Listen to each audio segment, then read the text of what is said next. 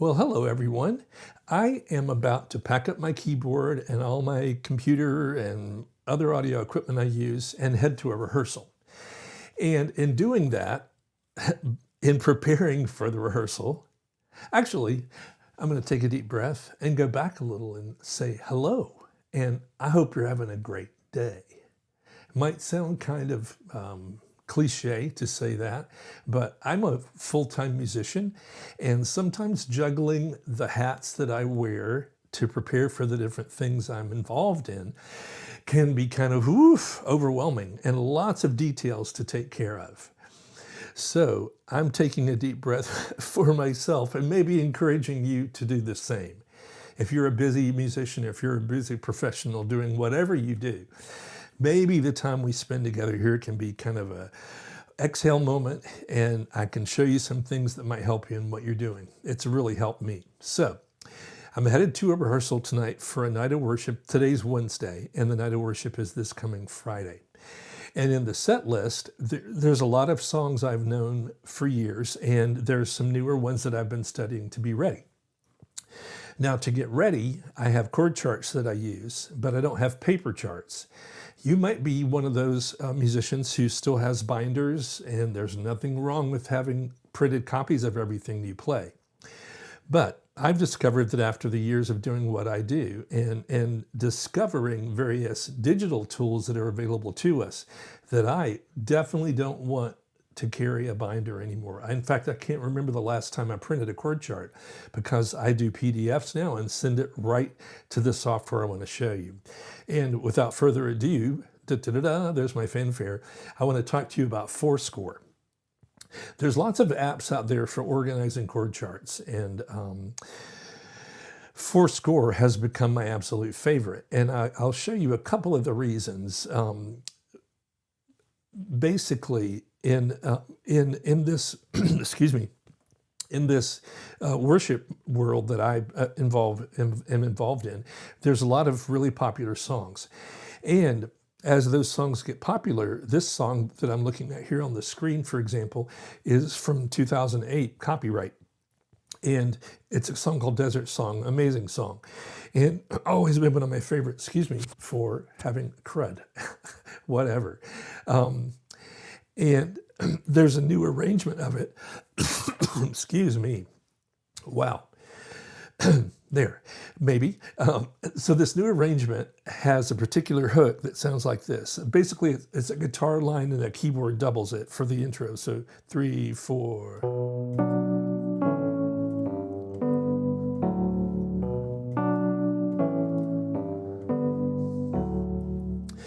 Now, to prepare for this night and a bunch of events I've got coming up later in the month, I want to have every help available to me to do well in playing the songs.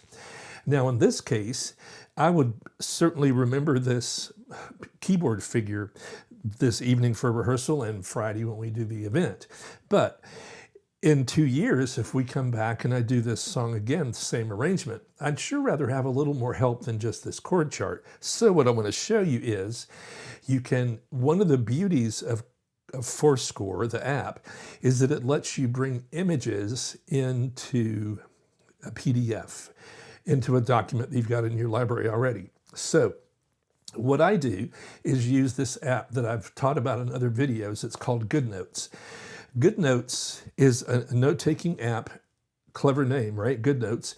And they allow you to create, the app allows you to create lots of different types of documents. But one of the templates they have, which is a fantastic addition for musicians, is staff paper, manuscript paper. So what I did was go to GoodNotes, and with my Apple Pencil, I wrote this out. Now, GoodNotes is not ForScore, and I want to combine the manuscript I created in GoodNotes. I want to bring it into ForScore, and let me show you how simple that is. I'm a Mac user, and in the Mac app stratosphere, what's the word? Universe. The app is called Photos for photos. Now that's really clever naming, isn't it? Whatever. So photos is where my image goes. Now from GoodNotes, I need to take a screenshot so it can go into the Photos app.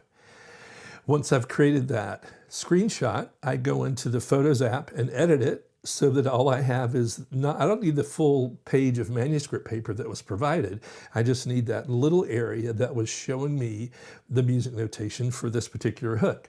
So what you can see here below my picture is a region that has several of the items I had transcribed. Let me make sure this is working as it should.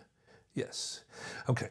So as I go to the Photos app, you'll see that it changes. I've written out quite a bit of notation today. And this particular one at the end is the one that I want to use. So now what I do is drag that image into ForScore and watch what happens over here in the Desert Song window. Now you can see that graphic has showed up. So that simply with just a couple of mouse clicks, I'm now providing myself notation on the screen. And I could leave it that size. I could make it a little bigger. I could drag it to the top if I chose to. And I'm going to leave it at the bottom for whatever reason. And there. Now I just take this little the check mark, and now it's part of my document.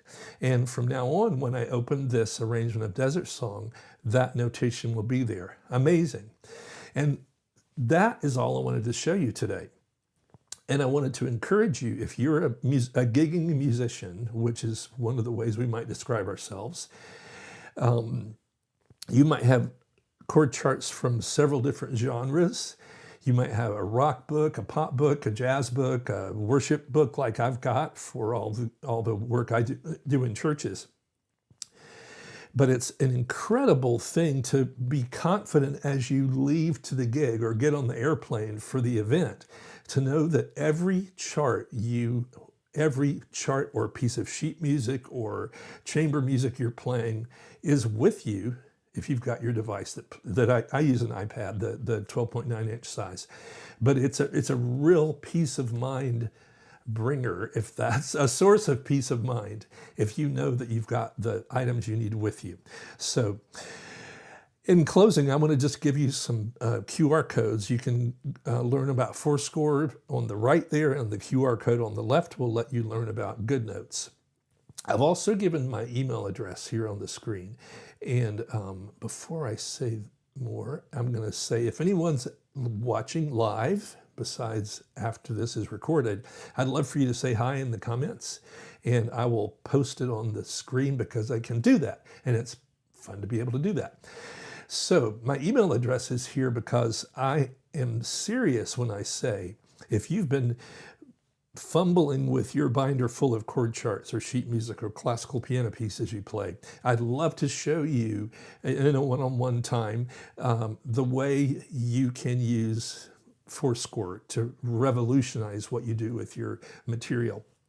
I, for example, am, besides my work in the church playing worship music, I'm also writing piano music, and I have a Christmas project, in fact, that was 10 original arrangements I had written and performed for the recordings of familiar Christmas hymns. And now when I go and want to play some of those at a church or for a coffee shop or an event in my region, I can take the iPad and have those items there with me. I can rearrange the order of the songs if I want to.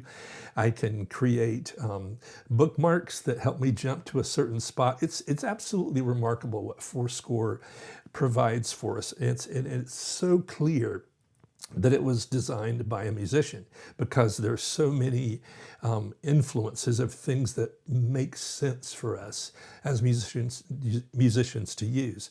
So with that said, I'd love to remind you that it's always a help to me if you like this video. Click the like button and subscribe as well, and turn on the notifications so that you'll know next time I go live or next time I release something. I'm I really appreciate you watching, and hope that this is informative and maybe inspiring or enlightening to you to recognize that you can have a really organized, efficient setup for the documents you use in your making of music. So with that said, I'll play us out.